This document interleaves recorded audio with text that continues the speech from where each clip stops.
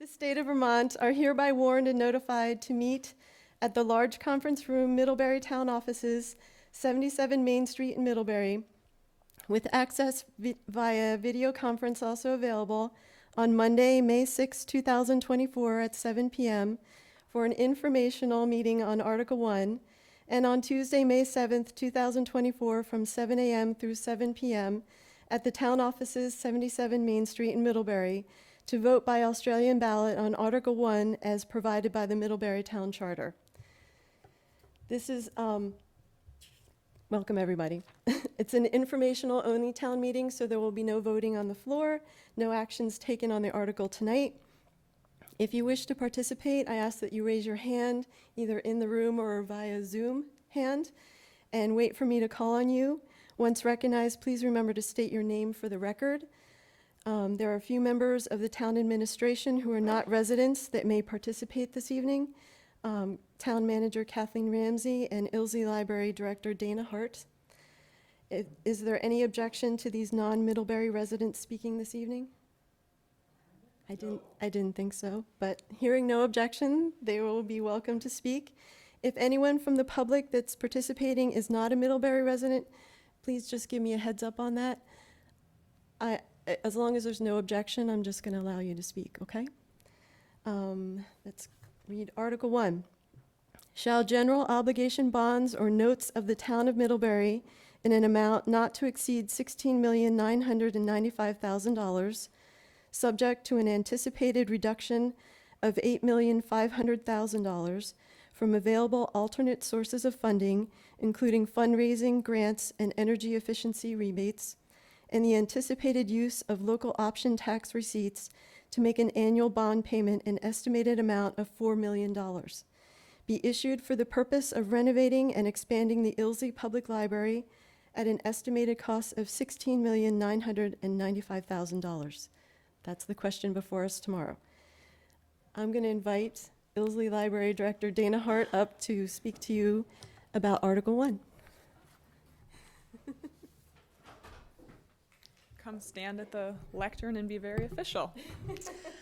Hi everyone, thanks for coming tonight. I'm going to do just a brief informational presentation, which I think you can see on the screen right up there.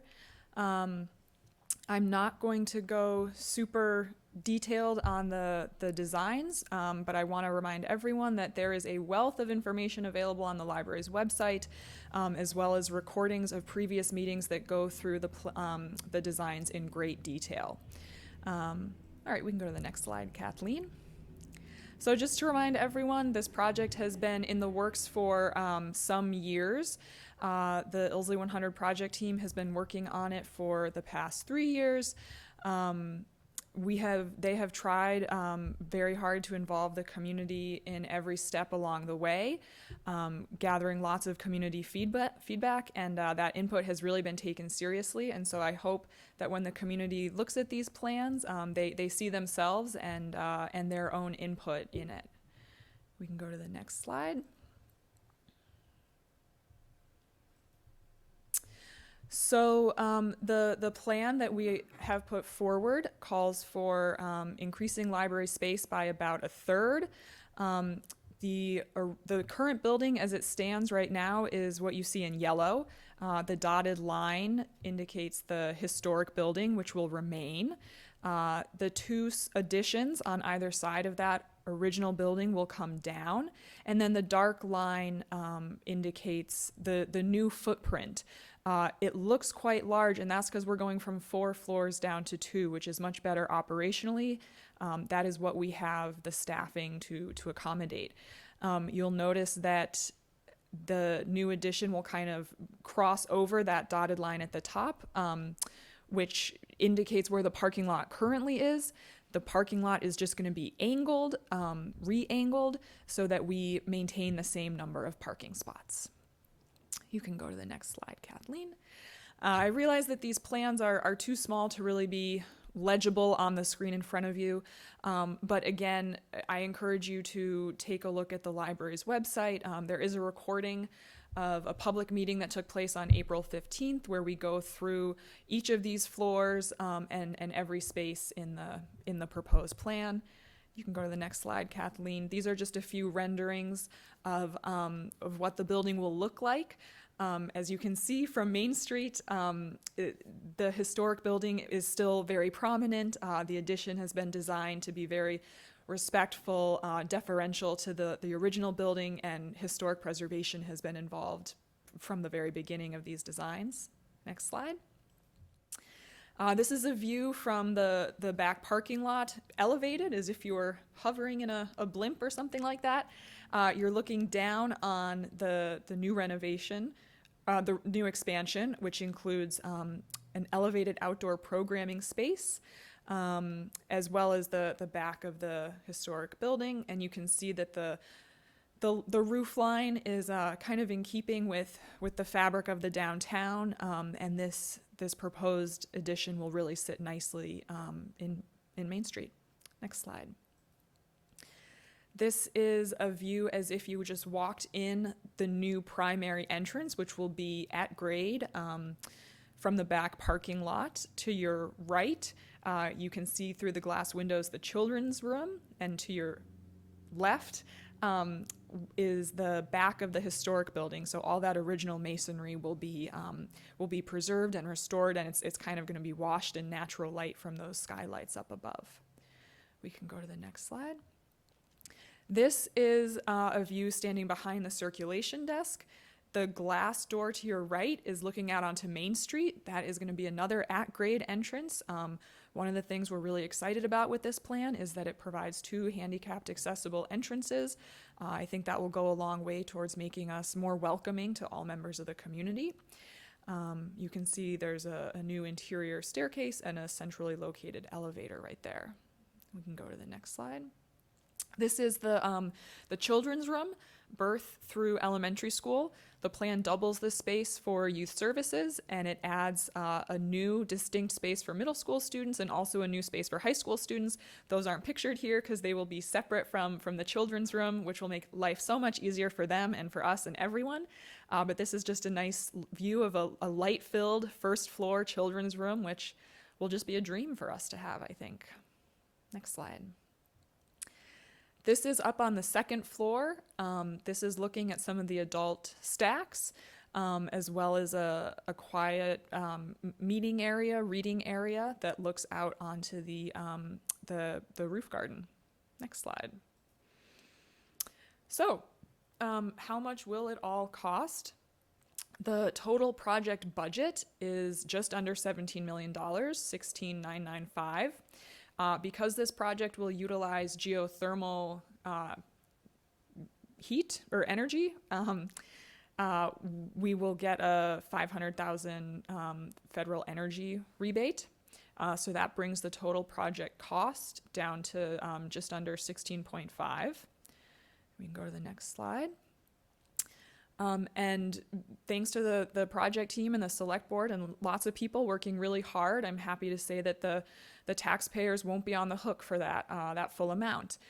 We anticipate $6 million through private donations. We have launched a capital campaign. We are still in the early phase of that, but I can share that so far we've received $3.7 million in gifts and pledges. So we're well on our way and making good progress there. We're hoping to get $2 million in state and federal grants. The bulk of that will hopefully come from the Department of Libraries. We've applied for $1.5 million from them. And we've then applied to 3 separate grants, each $500,000. And we're hoping to get one of those. If we get 2, that would be wonderful. But we're hoping for at least 1 out of the 3. A couple smaller foundation grants thrown in there, and then the select board has proposed using $4 million from the local option tax over the next 20 years to pay back a portion of the bond, which would leave just under $4.5 million in municipal borrowing that taxpayers would pay back. And the tax impact of that 20-year bond for $4.5 million would be just about $39 per $100,000 of assessed property value annually. Next slide, which I think is the timeline. Tonight we have our bond information meeting, and we can answer questions in just a moment. The vote will be tomorrow, 7 a.m. to 7 p.m., right out there in the town offices. Capital campaign will continue throughout the summer and fall. If the bond vote is successful, we will move forward with design development and construction documents through the summer and fall. We will also be working on permitting starting in the fall. Project will go out to bid in January of 2025. The library will move to our temporary location in the Duclos building on Main Street, thanks to the National Bank of Middlebury, shortly thereafter. And then construction would begin in April of 2025. We would hope to move into the new library building in July of 2026. Next slide, which is the last one. Happy to answer questions, and we also have Kathleen and Brian and Chris Huston, and I'm sure between all of us we can answer questions. Unless there's something else formal that has to happen that I don't know about. Nope. Okay. Any questions in the room? In the back? Hi, I'm Natasha Sen. I am a resident of Middlebury. And one question. Does she need to come up to the microphone in order to be recorded? That would be great. Can you come up to the seat up here? Thank you. Start again with your name. Thank you. My name is Natasha Sen. I'm a Middlebury resident. And I just wanted some clarification about what the cost would be to not do this project and to maintain the building as it is. If you could talk a little bit about that would be for comparison. That's a great question. Thank you, Natasha. The project team early in their process considered a possible scope of work that would be renovating the existing building. That worked out to about $5.5 million. Short of a renovation, if we were just to try and stay in the building and just get it up to code and safe to occupy and sort of stabilize it, that would be between $2 and $3 million.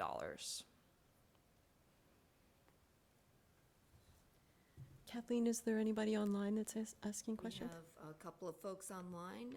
If you're online and you'd like to ask a question, please raise your hand. Thank you. Not seeing any hands. No hands. Any other questions in the room? Easy audience. Give the online people one more chance. Does anybody else want to say anything in regards to the project before? Just encourage them to vote. Yeah, in the back. We do have a hand online. Okay, come on up, Victoria. We'll take the online first and then let Victoria talk. Thank you. Kathleen, can you stop screen sharing the PowerPoint? I tried to do that. Hold on. Let me. We have Linda Pitkin coming in.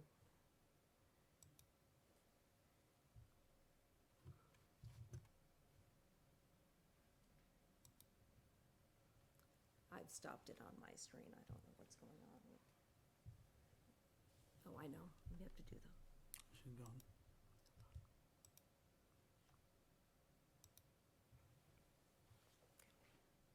Linda Pitkin, whenever you're ready, you can speak.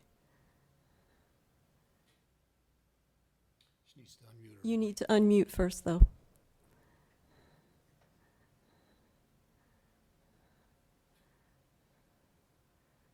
There we go, finally. Yay, go ahead. I'm wondering if this is the final design or whether there are modifications yet that can be made. Thanks for that question.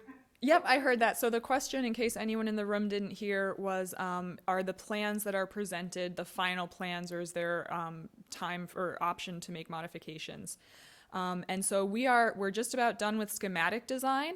So I would say the big picture things are pretty set, like the number of rooms that we have, how big those rooms and areas are, where they're located. But those are pretty much set. There are a number of decisions that haven't been made yet. There's a lot of work ahead of us. But I think those are going to be smaller, more detail-oriented decisions coming up. Thank you. Did you want to speak, Victoria? Victoria DeWitt, Middlebury. That question just now was pretty much what I was going to ask, is what's the next step? assuming the bond will pass. What's the public process going forward, and how firm are these designs? It doesn't feel like it's changed much since the original proposal. I don't know that, well, there's been different ways for people to express things. I don't know.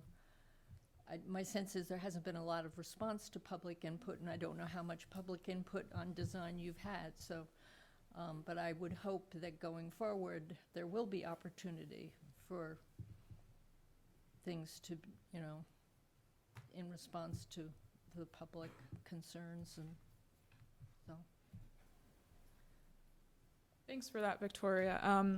So I guess I would just add, there has been a large amount of public feedback submitted via comment cards, emails to me, participation in focus groups and things like that. And I do really think that the project team and our professional design team has taken it seriously. I mean, one big thing I can think of right off the top of my head is the parking lot. That was not part of the original plan. That was factored in. There have also been smaller design changes that I think wouldn't jump out at you. And the small example that comes to my mind is there's now a small service desk right next to the middle school and high school rooms. That we had never planned on having a service desk there, but in response to comments from parents of children in those ages, we decided we need to put a desk over there and include that in our plan. So I think that there has been meaningful input and action taken, but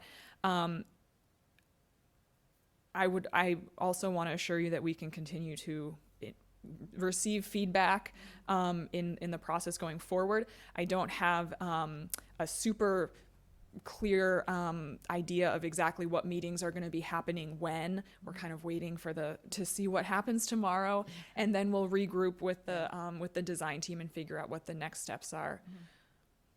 Well, I'd love to see, well, yeah, I know one of your concerns was being able to monitor all the spaces in the library, and I don't see that that's possible the way the old library has been built around. Yeah, and I don't know. It's not as integrated into the new library as I would hope it could have been, but, and how will you supervise what's going on in there without adding a whole nother desk? Well, and one thing I think I've learned is that it would be impossible to have one service desk that sees everything. We're not going to have a panopticon as our library. That'd be uncomfortable for everyone, I think. But one of the great solutions that I think we've identified is just having a staff presence on both floors, which will help a lot. And then we might not be able, we might not be able to see from the downstairs service desk into the historic building, but we can see who's going in there and coming out. And that's a problem that we have right now. We can have people come in the building and get up to the third floor, and we don't know who's here. We don't know how long they're there. If they were to have something happened up there, we wouldn't even know. So it's not perfect. I don't know that it ever could be, but I have a lot of confidence that the safety aspect regarding sight lines will be tremendously improved with this design. Good. Well, I certainly hope public process will continue in some kind of organized way. And we hope you'll continue to attend meetings and participate yourself, Victoria. Is there anyone else online that wishes to speak? Anyone else in the room? There's a hand up. Go ahead. Hi, I'm Meg Baker, and I just want to say thank you, especially to Dana and the Ilsley 100 team. They have put in hours upon hours of work on this, thinking about what would happen if the design, if the library was moved to another location. What do we need to be thinking about in the design? How can we finance this? And what are the spaces that need to be near to each other? So I really think the amount of work that has been put into this and soliciting public feedback has been incredible. So thank you. Thank you. Anyone else? We have another hand from Linda Pitkin. All right. Go ahead, Linda. Don't forget to unmute.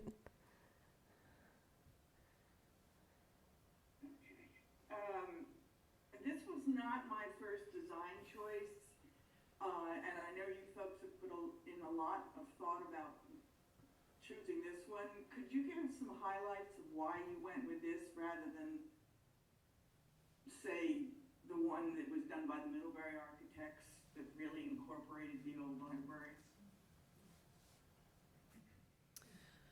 So Thank you, that's it. that's a great question.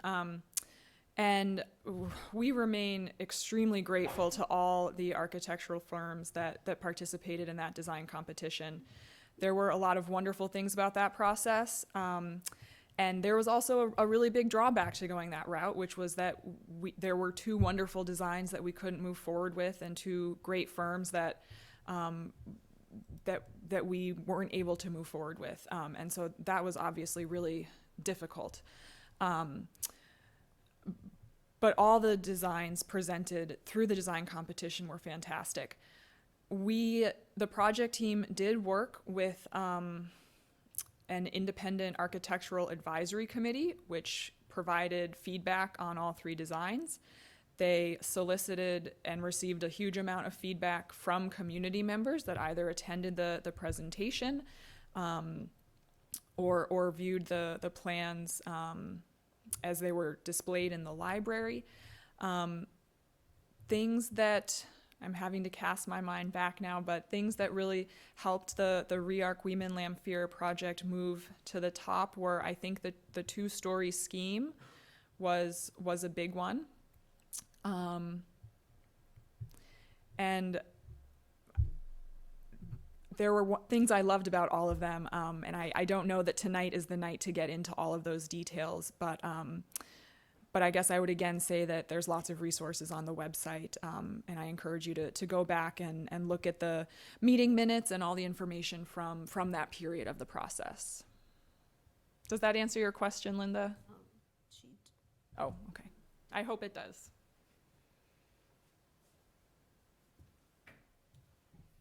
Anyone else like to speak?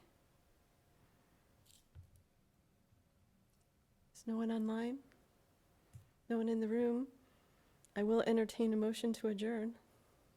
So moved. Thank you. Second. Thank you. Has been moved and seconded. All in favor, please say aye. Aye. All right. Thank you, everyone.